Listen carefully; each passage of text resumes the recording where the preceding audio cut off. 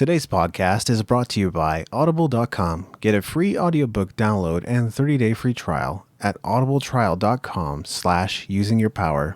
Over 180,000 titles to choose from for your iPhone, Android, Kindle, or MP3 player. And for today's show, I'd like to recommend Believe in Yourself by Dr. Joseph Murphey. Talk about Epiphanies.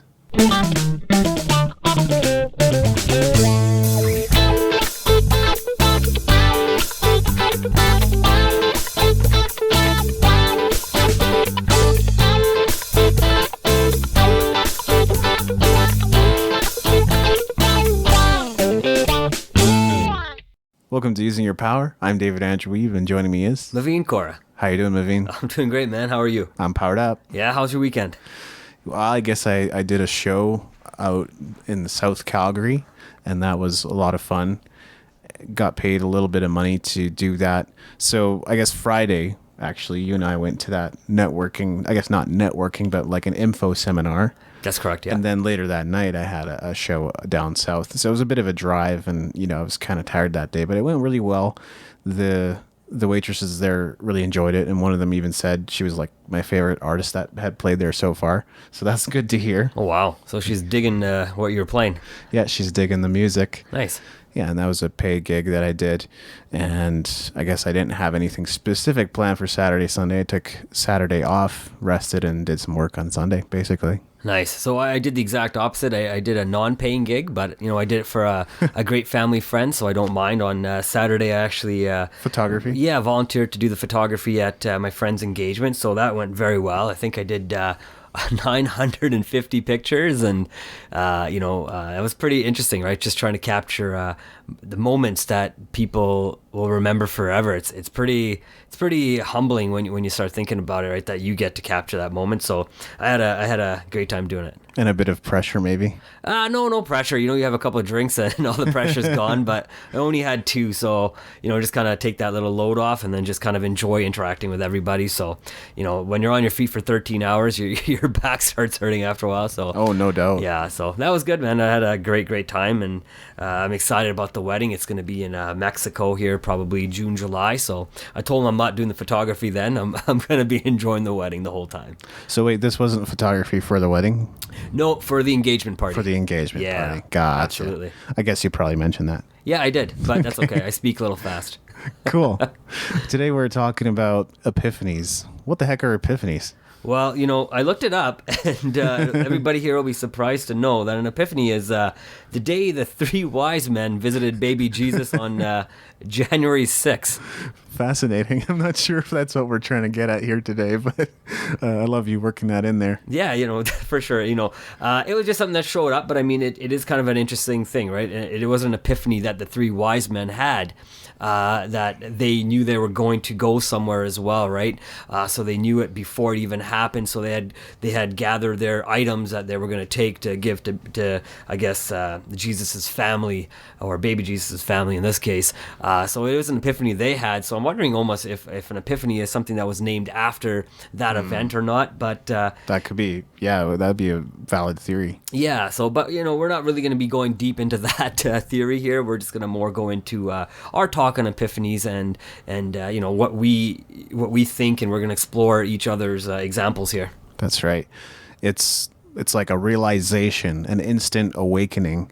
In Japan, they have a word called satori. I think marketing expert Eben Pagan actually said satori, but in Japanese it would be pronounced satori. So those are a few, what would you call them, synonyms to describe the same thing of what an epiphany would be, which isn't to say it might not have some differences, and we might even talk about some of those other things in a future podcast, but for now we're focused on that epiphany. So that should at least set the ground for what we're about to discuss. Absolutely. Why don't you start? Excellent. I wanted to talk about where do epiphanies come from, because when you think about the term instant awakening, what you realize is that it seems as though epiphanies perhaps come out of nowhere. Part of it, I think, is that we take in a lot of different input. So I know that I do a lot of reading. I know that Maveen, you do a lot of reading, and some of the people we know watch videos or do some reading or find some blog posts or videos or whatever it is, they get into those things. And maybe even a TV show or a movie sometimes can impart some wisdom or some ideas or plant some seeds in you. Same with the media, that later come together in unexpected ways in your mind. So all these different stimuli, they coalesce and they kind of create this big stew within your brain. And over time, some of those things begin to come to the surface. Your subconscious mind is always kind of working on them to formulate ideas and perhaps epiphanies and realizations. So I think that's one way of looking at it. Yeah, fair. What would you say? Where do epiphanies come from? Wow. The way I would think of an epiphany coming from is, I think it's something internal. I think it's a feeling that you may have. It's hard to say, if we do use the example here of the three wise men visiting baby Jesus, they knew something before it happened, right? So sometimes I think it is an internal thing. Maybe it's something that you're born with. I don't know if it's something in your DNA that kind of pushes you in that direction or not. I think sometimes it is maybe something from a past life as well.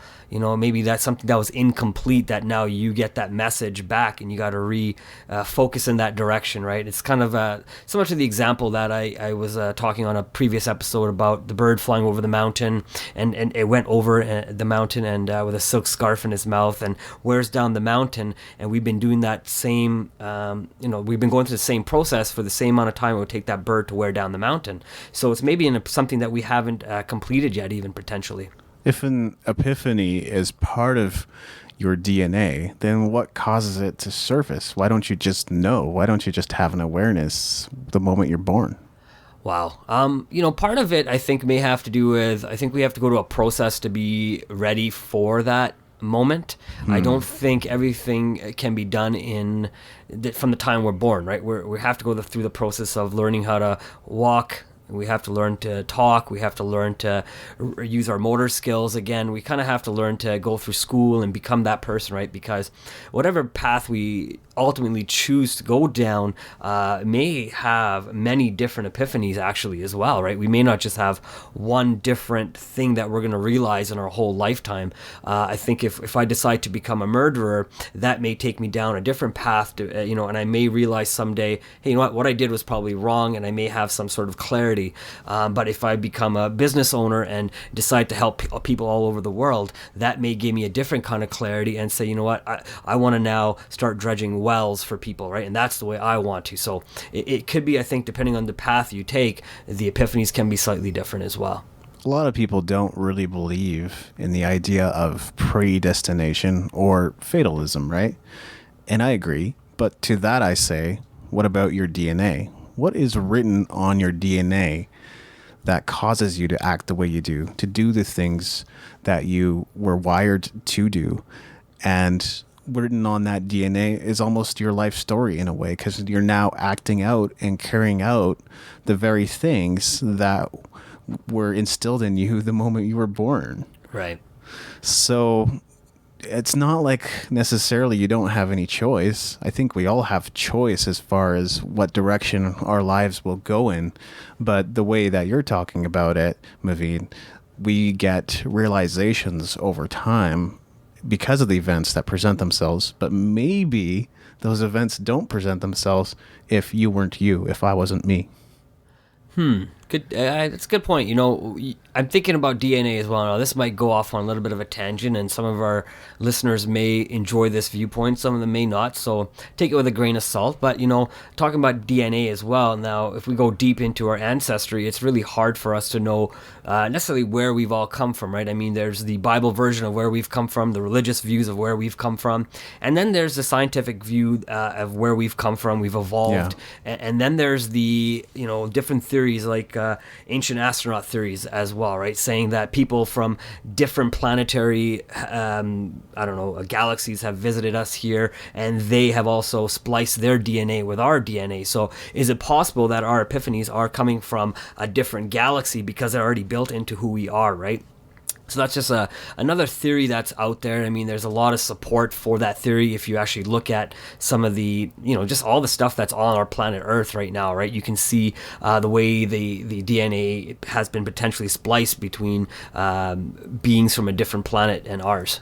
To add to that a little bit, I think Napoleon Hill often used that word ether.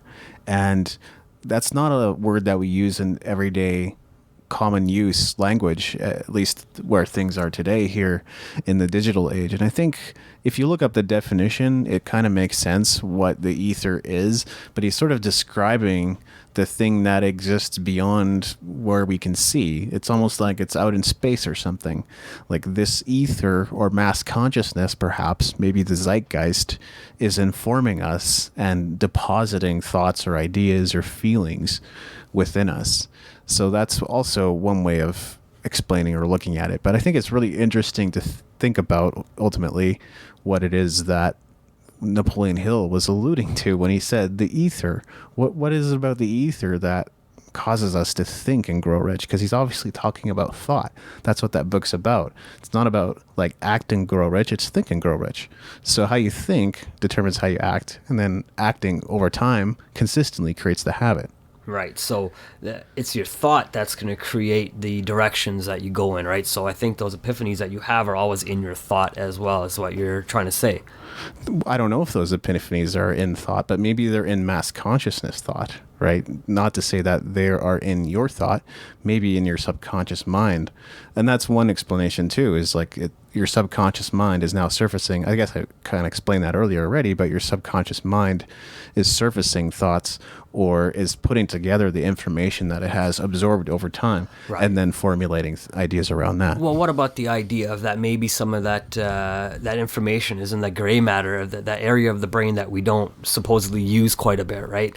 And maybe what if that information is tied up in there and we slowly, it kind of leaks out as it needs to, just kind of an idea like that too.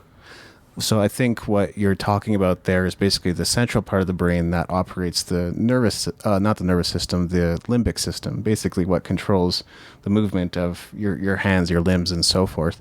And that part of the brain has no language. And it's also the part where our motivations and drives and our, I guess another way of saying it is our why, quote unquote, is all exists, which is why people have trouble explaining what their why or what their motivation truly is. Maybe. I'm not very familiar with the scientific background, so I will have to believe you on that one. All I'm just throwing out the idea. But you said it was the part of your brain that doesn't have language. Yeah, right? or not necessarily language, but that dark matter, right? So if that's the part of the brain that doesn't have language, okay. Absolutely, right? Because I know we hear about that. We only use maybe 10% of our brain and for thought and for creating everything we want to create in our lives. And if there's this 90% of the brain that's not functioning, and I'll put that in a quotation. So what is that 90% being used for? What thoughts are coming from it? What is being originated from that? And potentially it's wisdom or epiphanies. Yes, exactly. I just wanted to define ether because I don't know if I explained it that well. And I think when you hear these descriptions, you'll understand a little bit better. I would say in the context of what Napoleon Hill is describing, there's only 2 definitions that seem to match out of the 5 that I'm seeing here on dictionary.com.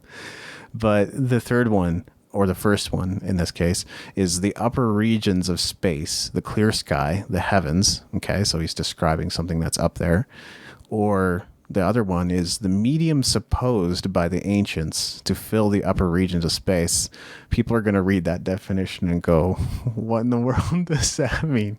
Just like I'm going right now. Right. Well, I think based on what I was saying earlier, right, if you look at the ancients and people potentially coming from different galaxies and potentially having the ability to change our DNA or splice their DNA into our DNA, that would actually be explaining the upper regions of space. So that's the outer regions of space, the clear sky. Well, that's just, coming down maybe from the clear skies or the heavens, right? As it says there, the heavens, it's thoughts in the heavens. So it's potentially thoughts are being coming to us maybe from somewhere else, right? So not within ourselves potentially, but if that DNA is not all ours potentially, so that means those thoughts aren't all ours either. So potentially that's where that 90% of the dark matter is. I'm not too sure, right? I'm not a scientist. All I have is an idea or a thought process that maybe that's where it comes from. Well, I like your extrapolation there, because most people would just read over that definition and move on and say, I don't get it, or I'm not really sure what that refers to. But you're saying that could refer to aliens, that could refer to alien DNA that has also become a part of our DNA in some way. Right. I won't use the word alien myself just because I don't know, right? I don't know what an alien is. I don't like the definition that we have created for it. Yeah.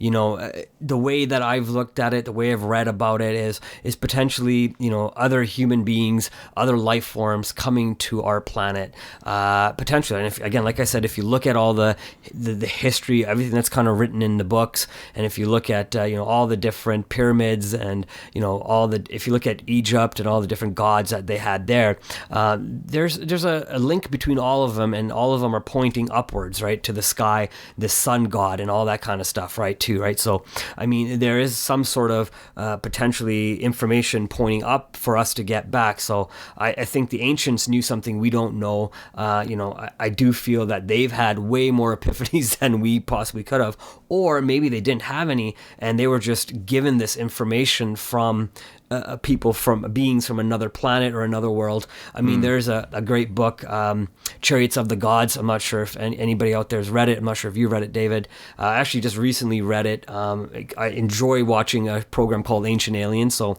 it's a pretty interesting book that was kind of started that show off. But he talks a little bit about how it takes about for every one light year that we could travel in space, it would be about 10 years on the planet Earth. So if someone was coming back after 10 years of traveling, well, 100 years would have passed on Earth. Yeah. So, I mean, is it possible that things can change in 100 years on Earth? Absolutely.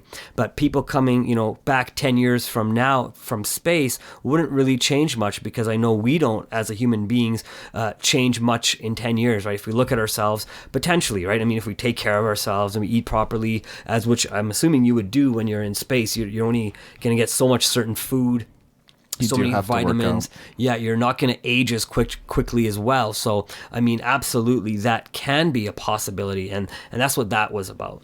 Well, here's a word that seems to allude to that. So to me, that alone is fascinating. But I won't go on and on about ether.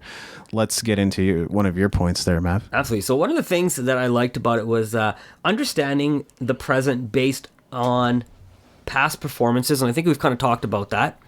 Reading books, you kind of mentioned that as well. But sometimes an epiphany can come based on conversations we have, potentially dreams that we have. I'm not sure if everybody here remembers their dreams when they wake up. I know when I have a dream that's very vivid, I'll actually wake up and write it down right away. I'll write down the details of it, exactly what happened, who was in it, if I can remember where it was. All my dreams are in color, so I do know that. None of them in black and white.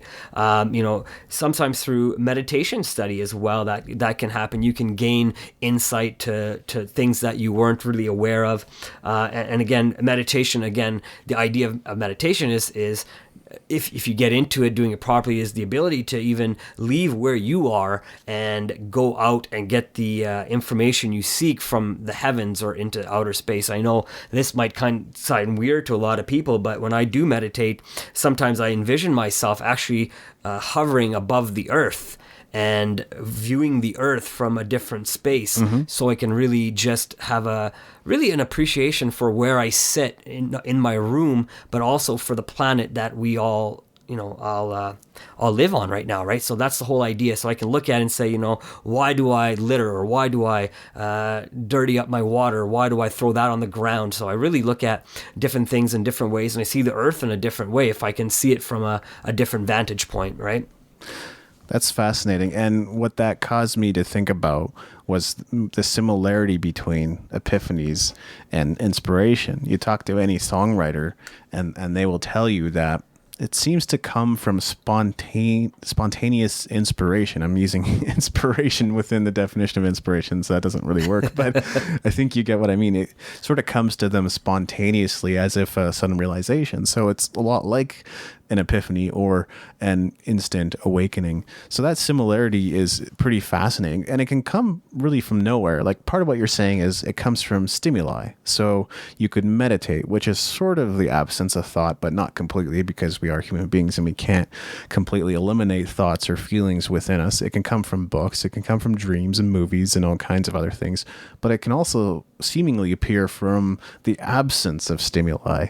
When you're still, when you're quiet, when you're just listening or just meditating or thinking, that's sometimes, or when you're not thinking, it can suddenly come from you. I don't know if we can completely eliminate stimuli, because if our eyes are open and we're hearing things and our senses are working, then we will always connect with something that's going on. But both stimuli and absence of stimuli seem to be able to produce those instant awakenings sometimes. Right. I used to think that all the time too. Like, I'm going to meditate. I'm going to sit there. I'm going to try to lose my thoughts. And I'm going to sit there and focus on my breath. And absolutely, there's nothing wrong with focusing on your breath. And if you're taking up meditation for the first time, I would recommend that myself. Focus on your breath, count to 4, maybe breathe in, breathe out, and get that relaxation that you want from the meditation. But I do feel once you've, I want to say mastered, and master is a very tough word for me to use, because I don't even think people can master breathing sometimes, counting to 4 without any thoughts. But I found in my meditation that I didn't want to get rid of my thoughts. I actually wanted to write down my thoughts. So I started actually keeping a notebook and a pen next to me when I do have these thoughts, because I believe those thoughts are coming to me from somewhere, right? I know they're within myself. They're within my conscious mind or unconscious mind. They're potentially from dreams I've had as well, right? So that's what reason I brought up dreams, because you're talking about songwriters earlier, and a lot of songwriters will say that they've had dreams about lyrics that they've written, and then they'll perform that song. Well, where did that lyrics come from? It came from within themselves, and they were potentially in tune with themselves to hear what needed to be said and brought out. Now, is it potentially, and here's something a little bit different as well, and this might connect dreams in a slightly different way, but when I was a kid too, I remember when I was in elementary, one of the kids that told me was that there's me here on this planet, and there's me somewhere on another planet, distance. And this was very interesting, because this was like an 7-8-year-old telling me this when I was 7, 8 years old, that there's me somewhere else as well. So what if that somewhere else is connecting to you through your dreams and telling you, what to write and what to say and how to inspire you from somewhere else? Maybe like we're using the word, right, from beyond, from in the heavens, right? So, I mean, within the wording, it can make sense. With the power of dreams, which is perhaps a whole other topic we could get into. There was one time my cousin committed suicide. So within my dream, I'd sensed something. I don't really remember it anymore, but I know that when I woke up, my phone was ringing. And when I picked it up, my sister just said, "Come on over. You need to come over right away." And so that's when, I arrived at my mom's house, and the news was broken to me. But I had sensed it beforehand that my cousin had, and that might have been the exact moment, in fact, or at least close to when he actually died, when he actually passed away. Or maybe you could also say that maybe he became spirit form after dying and then visited me in my dream, or others in their dreams. And I think my mom actually even expressed something similar, that he had come to say his goodbyes in her dream. Wow. It's crazy. That is crazy. And, I don't think you're the only one who's experienced that. I think there's a lot of people listening to this that have probably had similar experiences. And I think I've shared this with you as well. My cousin's grandma, who have always expressed as my own grandma, my own flesh and blood, although she isn't, I've always thought of her the same way. And it was interesting enough, I actually introduced her to my wife in my dream as well, right? She had never met my wife before, but years later, after she had passed away, I guess it was still in my mind, but she came to me in my dream, has only come to me twice in my dream, has never come back again. But I got to introduce her to my wife in my dream. She said hi to her. She met her. She said, you gotta have a beautiful wife. But then after me and my grandma here had a conversation, she was gone and she's never come back. So similar to what you said, your cousin, right? Sorry, my apologies. That's right. He when he left, he probably did come in spirit form of some sort and tell you, I'm on my journey out, and I need you to know, right? And maybe sometimes the best way to let people know is through a dream, because there's less emotion potentially, right? I mean, I've heard of people waking up and they're just sobbing when they wake up after their dreams as well. So, Yeah. but I do find out I do think when you dream something, and because when we dream it, we think it's not real, we don't really attach a lot of emotion to it. But so when we do wake up, we've kind of been prepped, I guess, for the news that might be coming, and we can maybe handle it a little better. Not saying that we're not going to cry or feel the emotion of the event, but maybe we kind of knew it was coming, so we can take it a little easier. I don't know. I've been rereading a book by Joseph Murphey.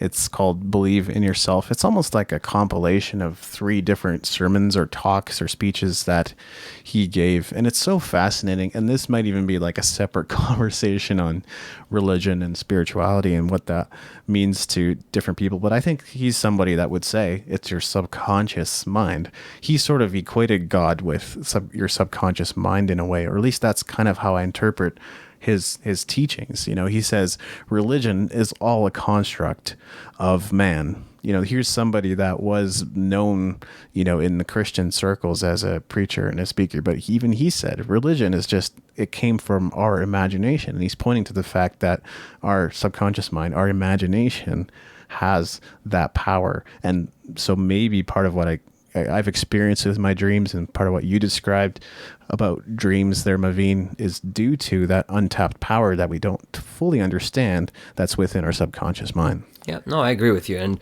I think that's why it's called subconscious, right? I think we're not supposed to know everything that goes on in there. I think it will guide us as we need to be guided. I mean, obviously we do have free will. We can choose to stay in bed today, or we chose to get up and record like we did today, right? But it was a conscious decision that we made, but our subconscious is what woke us up. It could have been our alarm clock as well, to an extent. You know what I mean? But even during the night, if you get up and toss and turn, it's your subconscious mind waking you up for you to make that movement and then go right back to bed, right?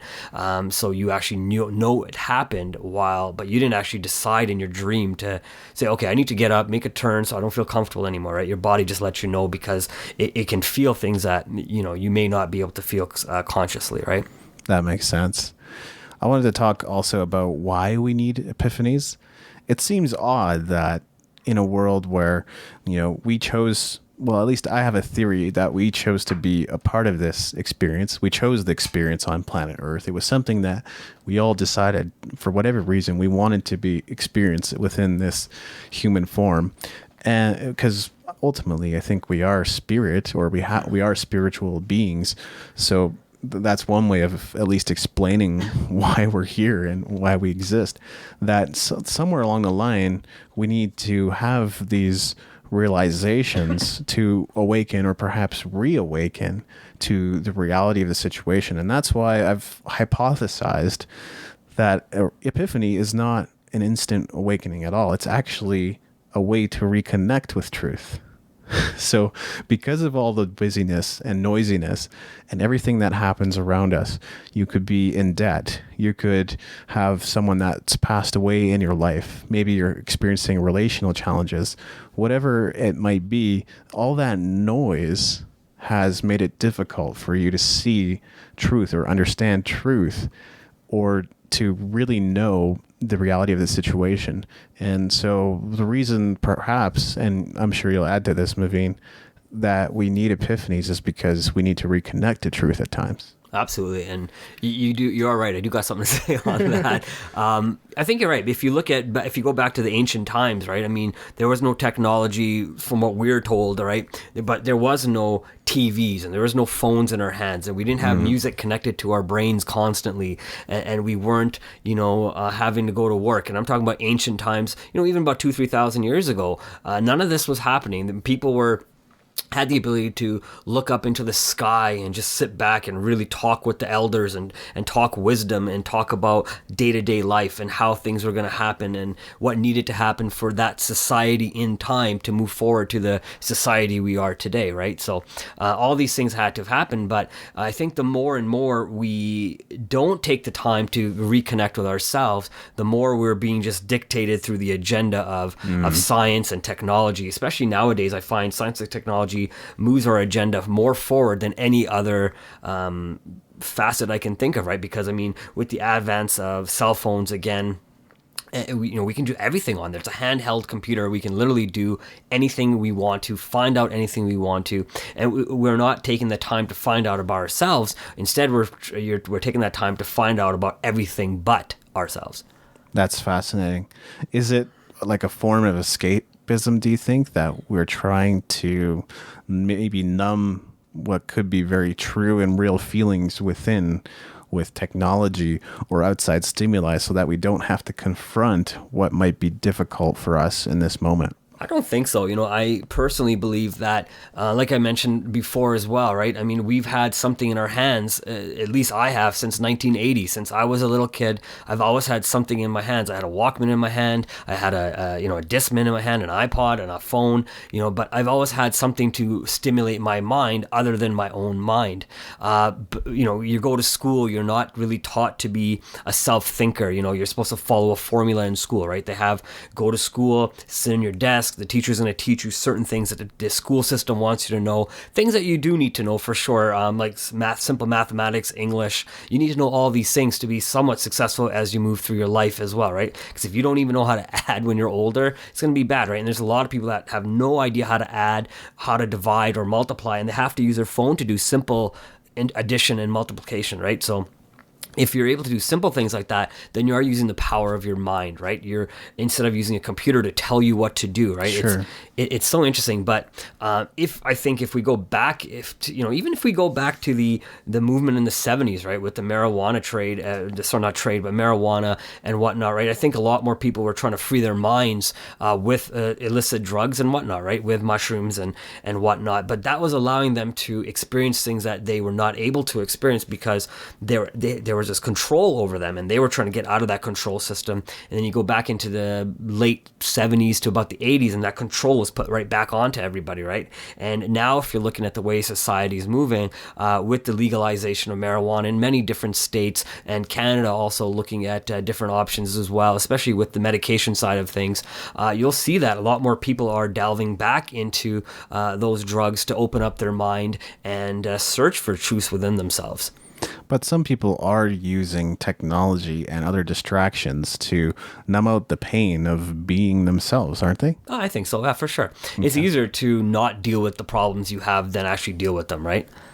What other points you got there, Mav? Wow. Excellent. So one of the other things I was thinking about kind of goes along with what we've been already talking about, is it's an internal understanding of an event, right? So you may not know what that event is, but the Epiphany can maybe show you what that is once you actually have it, right? So it's like I said, it's a deep understanding, it's a clarity. It's also something that can cause a shift in thinking. I think once you... it's hard for me to say because I don't know an example that I can give of an epiphany that I've had, but I know the people that understand the word epiphany and understand I'm probably saying it wrong, but it's okay. But once you understand the experience of what it has, I think it does create a shift in the way you look at the world, the way you look at yourself, even the way you look at others that fall into your world as well, right? I think it does change your life. It changes the way you process things, the way you go out and do things. And I do believe it does change mindsets. We often hear people say hindsight is 2020, right? Yeah. I think that's at least part of what you're describing. This idea that we can look back on some of the things that have happened, some of the events in our life, perhaps even some things that we struggle to understand because we just don't know why they happened the way they did. But given time and given maybe more time for your subconscious mind to process all of it, you begin to have an understanding or realization about the events that took place and why they were necessary or why they are now affecting you or how they're affecting you or how they're contributing to your life. Right. And I think, when you have the opportunity to think about what's happened to you, sometimes you do come to that realization that those things needed to happen to you so you can move forward in your life as well. Yes. So basically what you're saying is sometimes we get stuck and sometimes we find ourselves in a place where we're not sure what to do anymore to see positive change happen in our lives. And that's why we need epiphanies?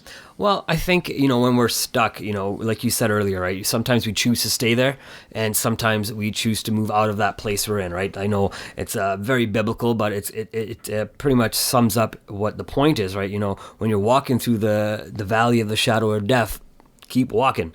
Right? Yeah. They don't say stay there. It says keep walking through it. So whatever you're going through, keep walking through it. So don't leave yourself in a funk. Let yourself out of it and let yourself through it and find what you need to look for, right? Because I think we all internally know what we want, but we find it difficult to sometimes go for our own goals. And sometimes, we'll have this enlightenment that comes to us based on things we already know we want to do, right? So I think that does come. I think it comes to us more often than we think it comes to us, but we sometimes miss out on it. And I think it comes back to us in a different way, shaken, stirred, and it'll come back a new way, right?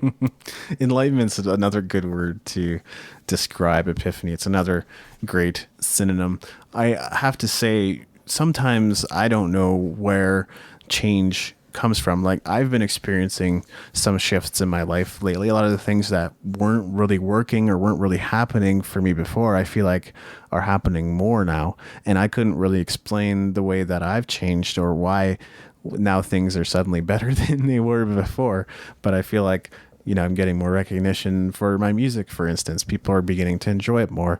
But there was a period right before that where I was struggling to get people to enjoy my music and felt like it was like pulling teeth to try to get the people see the greatness of it. So I don't know if that's an epiphany. It's just a shift that's come about, maybe because I'm continually improving and changing and becoming better, but maybe it's something else entirely that I'm not even aware of. No, you're right. And that's exactly what I was saying earlier, right? You get that clarity, and that clarity causes a shift. And that's exactly what you've gotten, right? I think You've had the ability to, keep performing, keep playing music, and keep putting out new music, keep practicing.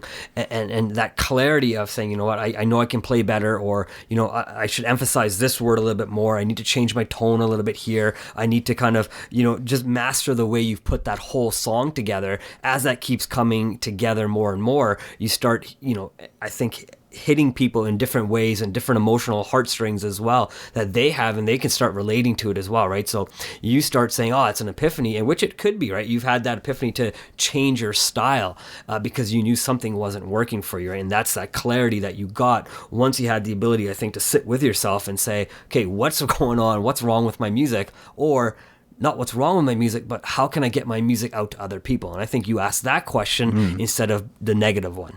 That's great. And that's something I'm more conscious of as we continue to record podcasts as well. I think we've had some really great episodes, and then there's a few where I don't feel like I was necessarily at my best. And I'm sure, Maveen, you could think of some episodes of that we've done together that you didn't feel were your best moments either. But I'm thinking more about how can I best explain this? How can I say it in a way that people are going to understand what I'm saying and be able to follow my track of thought without getting lost in why I suddenly burst out with some other tangent or seeming tangent without any explanation for it. So I'm working on that.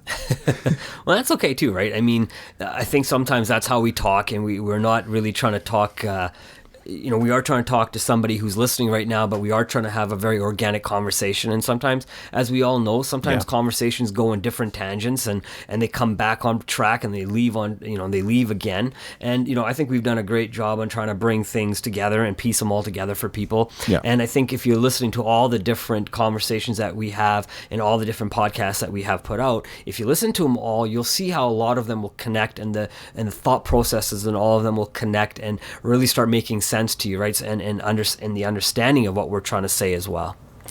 And here's another question that I wanted to ask. This is my transition, just so everybody knows, is can an epiphany be wrong? And I don't have the answer at all, but this is something that I'd love to talk about here with Maveen and kind of get his thoughts on as well. I have a feeling that epiphanies, based on my experience, can't be wrong, but my experience isn't anybody else's experience. So is it only right for me? And if my epiphany is that I should kill someone, then is it wrong or is it right? And I don't want to cause harm to anybody on this planet. I have no intention whatsoever of killing anybody. And yet that this is the kind of paradox or quandary that we're in with this whole thing of an epiphany. Like, if someone feels so right and true about something that's so wrong, can an epiphany be wrong, or is it an epiphany at all? Yeah, great. Wow. That's a great train of thought. And I'm going to try to tackle the killing part first. I think if you have a thought to kill somebody, I honestly do not think that's an epiphany. I really just think that's a thought that's internal, maybe caused from something, right? I can't say, because there's a lot of maybe anger, maybe past behavior, frustration. It's hard to say why people sometimes harm cats or animals as well, right? So there's kids that'll do it all the time. Is maybe something that's just so internal. I don't think it's an epiphany they have to go and hurt something. I just think it's something internal, right? I think, and again, if I'm just looking at the example we opened up this episode with was the three wise men visiting baby Jesus, right? This was something that, if we use that, it was a very positive experience. This was something of joy they wanted to bring. It was presence they wanted to give. So and again, this is based on just something they felt was the right thing. I don't think it was the wrong thing at all. So if it's something negative in nature, I don't think that's what an epiphany is. I think they usually are very inspiring. I've never come across someone that's had a negative experience that wanted to have a positive experience. I think epiphanies are meant for people to have positive, soul-searching, future-guided experiences, and I do believe they are supposed to be positive. If you end up killing somebody, or molesting somebody, or stealing somebody, I don't think anybody can have an epiphany and say, hey, I'm going to get up today and molest somebody. I don't think that's a normal thing, a normal thought as an epiphany. I think an epiphany is something that's just so guided, where you will change your life and the change life of others, right? And maybe that's just the way I look at it. I really don't see it as a negative thing. And if you are having those thoughts, I would suggest you talk to somebody about that, right? Because we're not doctors, we're not professionals when it comes to that type of topics, but I do recommend to people anytime that if they are having those thoughts, please seek out the right help.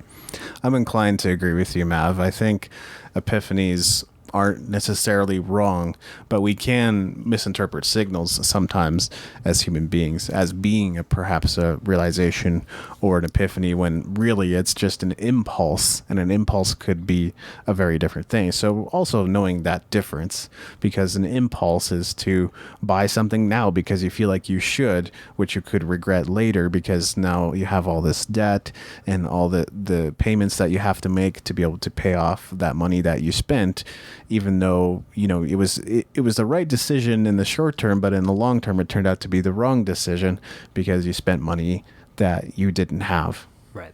And I do believe an epiphany cannot be wrong either. And I don't think you get the wrong ideas coming to you from, again, like we said earlier, right? I mean, these are really deep down ideas that come to you from yourself. And I don't think you can have the wrong ideas. Can you act on them incorrectly? I do think you can, because you may not know the right way to act on something. We're all born not knowing how to do everything, right? We're only born, I think, knowing how to hopefully breathe and blink, I think, and cry and ask for food, right? But everything else is learned, and we have to learn how to act on our impulses. We have to learn how to act correctly on our impulses, which I think is probably the best way to say it, because there are wrong steps we can take, especially with people who have businesses. They know exactly what I'm saying, right? There's a couple different choices you can make, and one choice A, choice B, or choice C, and A and B might be great, C might be not so great, but between A and B there might be a better, right? It's kind of like when you're taking a multiple choice, right? There's always that two answers that definitely aren't right, and then there's two answers that definitely are close, and there's always the best answer, right? And sometimes we choose the answer that's close but not the best, right? And again, on the test it's marked wrong, and if we look at the slight edge principle, even if you take a slightly incorrect step, and I'll put that in brackets or in quotations, sorry, a slightly incorrect step can take you in a slightly incorrect direction, even though it's in a positive positive upwards direction. Or another way of handling it is to channel your impulses. I'm certainly not the master of that.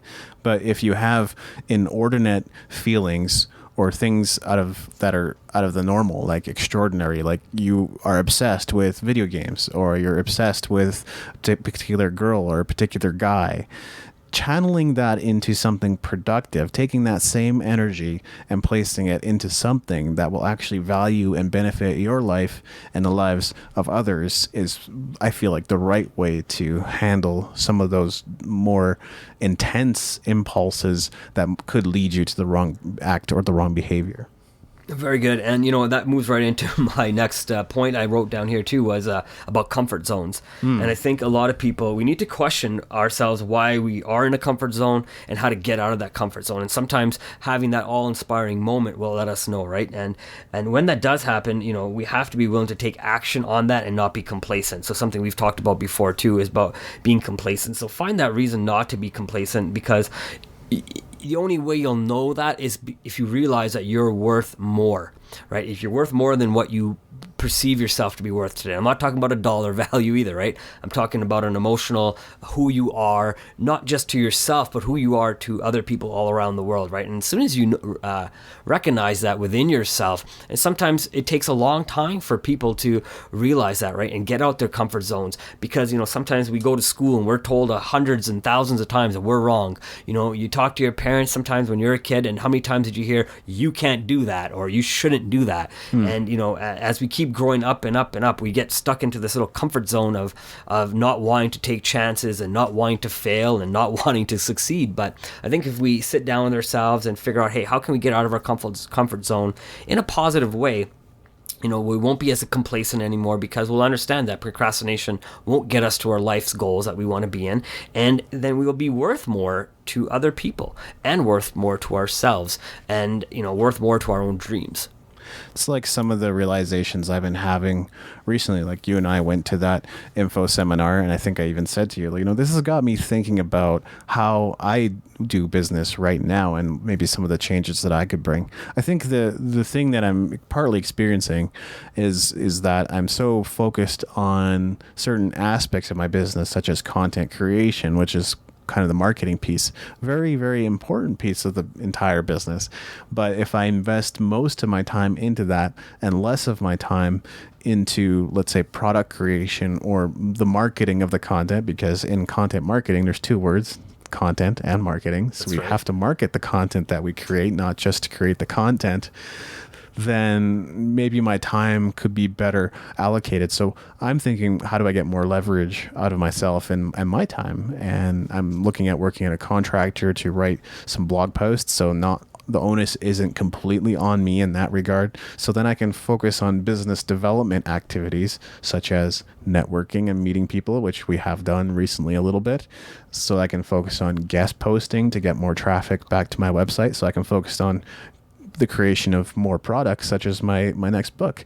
And that's something that I want to complete sooner rather than later, because people are talking about it, people are asking about it, and it's still going to take a little while for me to do. But if I commit to that 1,000 words a day and continue doing that best to my ability, even if it's not every single day, I will get there sooner rather than later, or at least I'll get to my first draft sooner rather than later. Yeah, you said it. And the interesting thing is, I know, just for our listeners, so they know what kind of event that we went to was, we actually went to an event that was doing business, China investing in Canada to do business with Canadians. So it's an interesting thing that you took all that information that you just said and took that from a talk that really had nothing to do with it.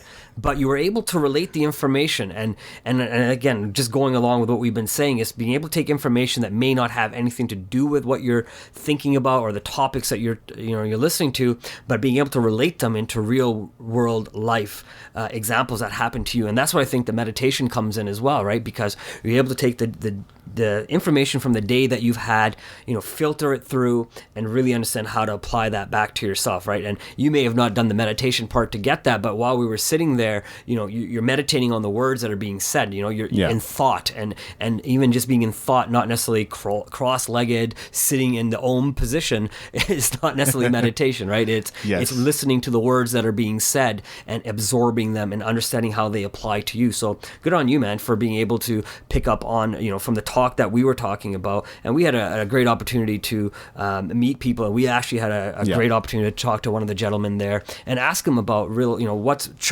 business in China really like, right? Tell us the real stuff. I don't want to know what the news is telling me. You tell me what your opinions were. And I mean, he gave us some great insight on what he thought the Chinese business was really like in China, where he thought the market was going based on his experience on living there. So it was really cool to hear that kind of stuff. And I think anything like that, where whether it's a seminar or just exclusively a networking event, any event where there's sort of that networking component, if you're talking about comfort zone, I think it's just important to realize that everybody's there for the same reason. And we found that out too. A lot of people come up and shook our hands, and we shook a few hands too. And so we talked to and met a lot of people that way. And you're right, we did gain that interesting perspective into current business in China and how things are changing with manufacturing and how that's moving to countries where it's cheaper to do. So, it was just a thing that it was about taking the step. It was about doing the action. We didn't have to go to this event. It wasn't necessarily completely relevant to what we're doing right now, but we still took something out of it. Yeah, absolutely. And, I'm excited to put together a podcast on that event as well. Right. We'll do it coming in the future too. And look out for that, right? Absolutely. Did you have anything more to say about comfort zone? No, not at all, man. Great. I wanted to finish on this thought, but you might have others, Mav, so we'll still give you an opportunity to close as well. But why don't you let me go, because I actually have two more points, so let's go into those before we get into closing. Sounds great. One of the things I had written down was our journey, our personal story is actually someone else's epiphany. And the reason I say that is because you can read all these different biographies that we've put out, that people have put out, autobiographies or biographies, and you can read about great people like Nelson Mandela. You can read about business people like Bill Gates and whatnot, and you can read these stories and about Gandhi and Mother Teresa and be inspired. And those stories that we read about people, not even they don't even have to be people that have done stuff in this world. I mean, you can sometimes even find positive news articles. It's hard to believe, but it's possible. True. But you can find out about stories. There's that one gentleman. What's that movie called? When he had to cut off his arm because his arm got caught under a boulder. Right? He cut off his arm. I think it was like 48 hours or 22 hours or something along that line. Yeah. But that's an all-inspiring story too, right? And it made me think, if I was in that position, would I cut my own arm off to survive? And it made me consider the option. Man, I don't know. It's a very tough thing, but put in that position, his life story inspired me to at least think about it. Could I do something like that? And it made me realize I don't know, right? Until sometimes people are put into those positions, I think someone else's life story and that success of their life story may give us indications of where we are. I like that a lot, because I listen to, various podcasts, a ton of different ones, but I'll listen to something like the Tim Ferriss Show, which I don't listen to all the time, but somebody like Seth Godin or Derek Sivers are on. And these are the kind of people that I really resonate with, which is why they keep coming up and I keep mentioning them all the time. It's not like I listen to Seth Godin all the time, but he just kind of keeps coming up.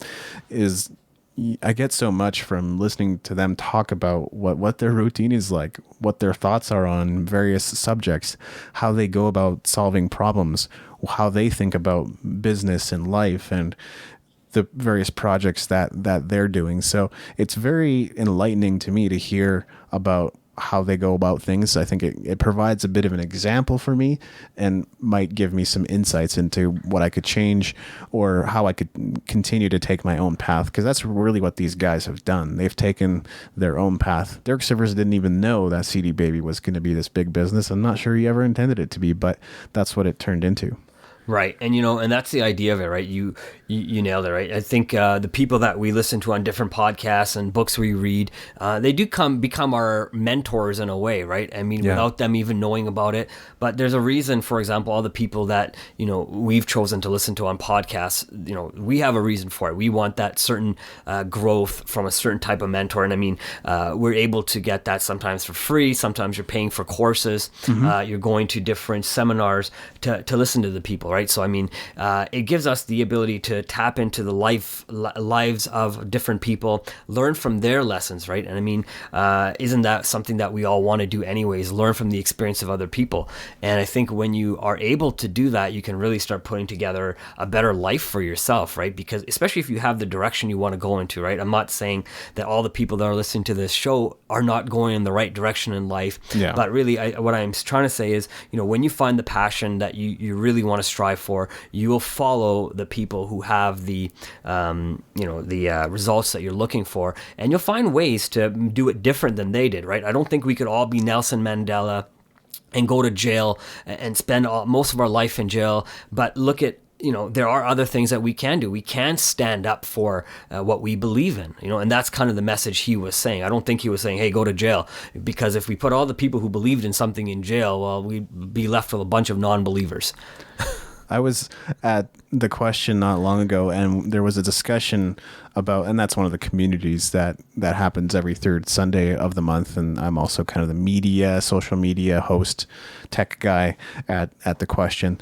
But there was this talk on butterfly or tornado, and I think it definitely lends itself to what you're saying there, Mav. So both butterflies and tornadoes do have influence and immense impact on the world. But the thing about butterflies, somebody like Rosa Parks, well, it was a fairly quiet protest that she made about, blacks being in a bus and that they shouldn't be segregated from the whites.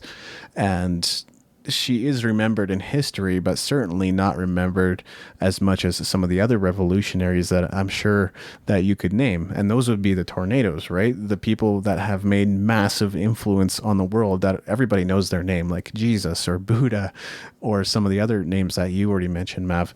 So that difference is interesting to consider. It's not that a butterfly doesn't have influence, but their influence sort of spreads out, and maybe they were the instigators or the catalyst of the message, but they weren't the faces of the message.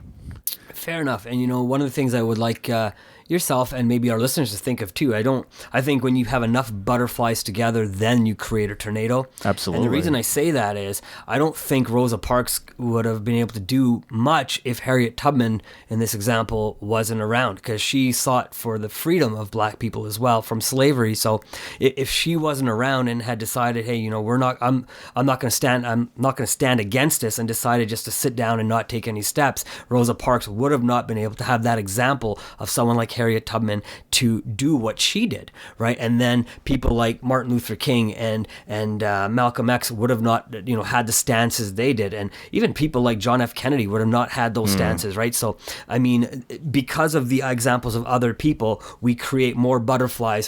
When you get too many butterflies together, they start creating a ripple, and that ripple becomes, a tornado in the end, right? I love that perspective. And one of my observations too was that somebody who is a butterfly in a certain area of life could also be a tornado in a completely different area of life. I could talk about Derek Sivers or Seth Godin, but they're not directly involved in my life. I hope to shake hands with them and meet them and talk to them and read more of their books and all that kind of stuff, but they're not directly involved. Somebody like you, Maveen, is more directly involved. So in that, there could be that contrast as well of butterfly and tornado. Absolutely, and I'll shake your hand right now, no problem, because I think it's awesome, right? Why not? But you're right. I mean, it's trying to find the right people that are going to impact you, right? And the people that want to impact you will make themselves shown, and vice versa. The people you want to impact, you will be shown in their life as well, right? And that's actually funny, because that actually leads right into my next point. It seems to connect with mine too. Yeah, I wrote that as a way. I wrote it actually as a business way, because I wanted to really think of some business examples. But what you just said, I think kind of makes sense, and hopefully the listeners can see what I'm trying to say here. So one of the things I was going to say as a business way, not just because you have a job in sales doesn't mean you want to sell. I think just because people want to be successful doesn't mean they're going to take the right steps to be successful. Same thing if they want to be happy. Everybody says they want to be happy, but they choose to still be sad sometimes and not find that true happiness that they're looking for, right? And they're not looking for their purpose. So what I was thinking about is sometimes you have to find that within yourself.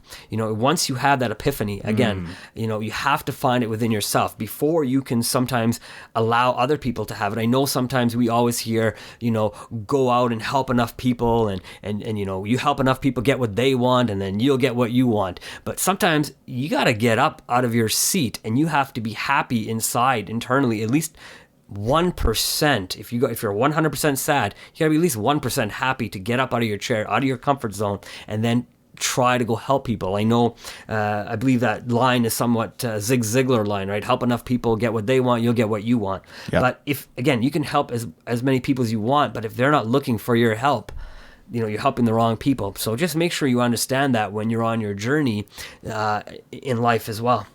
I think that I told that story on the podcast before, where I was down in California and I was sort of breaking down in front of my mom and my stepdad and saying, I just don't feel like I'm connecting with that generation. Well, interesting. It was probably later that night or the next day when I went to a party with my stepbrother, and I just made a commitment to myself that I was going to be at my best. And so I was making people laugh. I was connecting with everybody there. And I was making fun of one guy. Sorry, man. I don't remember. I don't remember your name. But, and I ended up having a great night as a result of that. So sometimes you're right. You have to find it within yourself to the change really that you want to see in your life. You have to find the courage and the strength within yourself to say, I'm not just going to feel sorry for myself. I'm going to do something about it. Yeah, and you said something that actually made me think about this weekend again too. So I know about photography. I know I've always enjoyed photography. I love taking pictures, but I've always enjoyed taking pictures of things that don't move. Mountains. Mountains don't move. Trees don't move. Nature doesn't necessarily move a lot. It doesn't have a long shifting period. It takes a long time for something in nature to move because, of course, the way the lighting in the sun and the sky and everything, right? But when I had an opportunity to take pictures of people, I had an epiphany. I actually don't mind because I had never done it.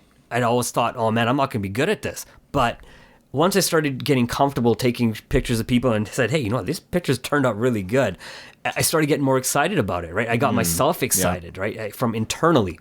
And then I was like, interacting with everybody. I was interacting with the crowd. And because I do have that personality, right? I don't have the sit down, hey, I'm going to take a picture of you, click, and walk away. I was really trying to, play with them. The one lady's fixing her hair, and I was like, hey, let me fix your hair for you. Just kind of joking around with her, and just making people laugh and smile and get comfortable to know, hey, look, I'm going to do the best job I can do for you, and I'm going to make you look good in this picture. So let me be there for you, right? So it's kind of interesting, just like you said, until you had that realization within yourself, you then got out of your funk and started, having a better time and laughing and smiling and maybe even inspiring other people that may have felt the same way you did, but didn't allow other people to know about it.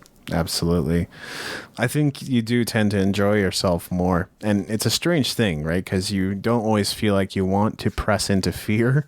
But then sometimes when you do and muster that courage to go through it, you suddenly feel giddy. You feel happy. You feel alive.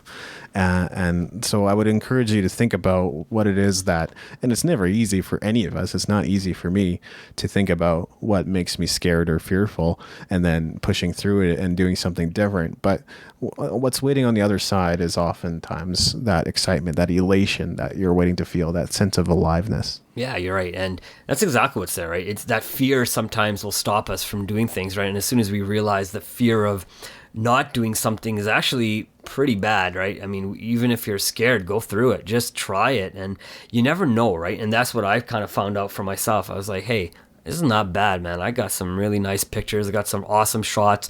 And I had the opportunity to capture the memory for somebody. And, at that final thought, that's what made me feel good, that I created that memory that someone else is now going to be able to hold on to for the rest of their lives.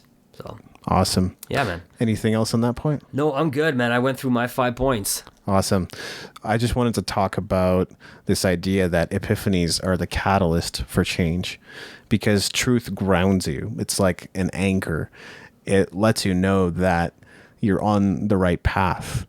So when you discover that truth or uncover that truth, or really, like I was saying earlier, when you reconnect to that truth, you suddenly realize that you've come to a place where the thing that maybe you were doubtful about, the thing that you were confused about, the thing that you were frustrated about is now becoming clearer, and you're beginning to see the next steps. You're beginning to see how to change, how to act differently, what you can do to now counteract some of those fears and some of those difficulties that you're having. So those moments of epiphany are significant, and we tend to remember them, and they seem to come sometimes seemingly out of nowhere as if inspiration. But when they're there, they can act as the catalyst for change. It lights the fire under you to get moving. I have nothing but absolute agreement on that, because it's pretty much what we've been saying the whole time, right? It's that when you understand what change needs to take place, it'll get you out of your comfort zone. When you understand what change needs to take place, you'll change your attitude. When you understand what you need to do to get to where you want to be, you'll make all the changes that are necessary within yourself or your surroundings. So that means sometimes cutting people out. That means meeting new people. That means going to events like we did, even if they don't even make sense for us to go to, but it was a great 2-hour event. We got to meet some new people. We got to really find out what was going on, and we had the ability to do that because we stepped out of our comfort zone. We had the ability to listen to somebody else's life lessons, right? Because when we asked the questions, hey, tell me what China's like, that information gave us the ability to learn more for ourselves because of somebody else's experience, right? So absolutely, I do think those things that we learned were also life-changing in the fact that we may not apply everything, but that information is now knowledge to us, and that knowledge can be passed on as well. So exactly what I was saying before was, if you know, you have information, if someone says, hey man, I would like some help, you now have this knowledge that could help them, but only when they're ready for it, right? You can't help people who are not ready. I definitely agree with that as well. Well, do you have any other closing thoughts? I think that was my closing thought. Excellent. I was going to say that, I think that this idea of epiphanies being catalysts for change also connects to what we said earlier about butterflies or tornadoes. So I'll let you think about that one. I won't even explain it any further. No, that's fair too, right? And maybe I do have a final thought. I'm going to, just based on what you just said right now with the butterflies, I do think if you get enough people, which are what I think butterflies are, if you get enough people together for a cause that believe in changing something, I think it'll cause other people to have epiphanies on the way they act. If you have a bunch of people in your neighborhood picking up garbage, you get enough people to start doing it, you start creating that small wind, right? And other people see it in the neighborhood. They may not take action on it, but they see you doing it day in, day out, or every weekend, or whatever it is. And they start saying, you know what, I can clean up around my yard. And then neighbor says, I can clean up around my yard. And eventually you have the most beautifulest neighborhood, right? Because everybody then decides to be that tornado and not just be the one butterfly that's not going to do anything, right? I like that. Well, this has been Using Your Power. You can find us online at usingyourpower.com, and we look forward to connecting with you. Thanks so much for listening. Thanks a lot. Have a great day.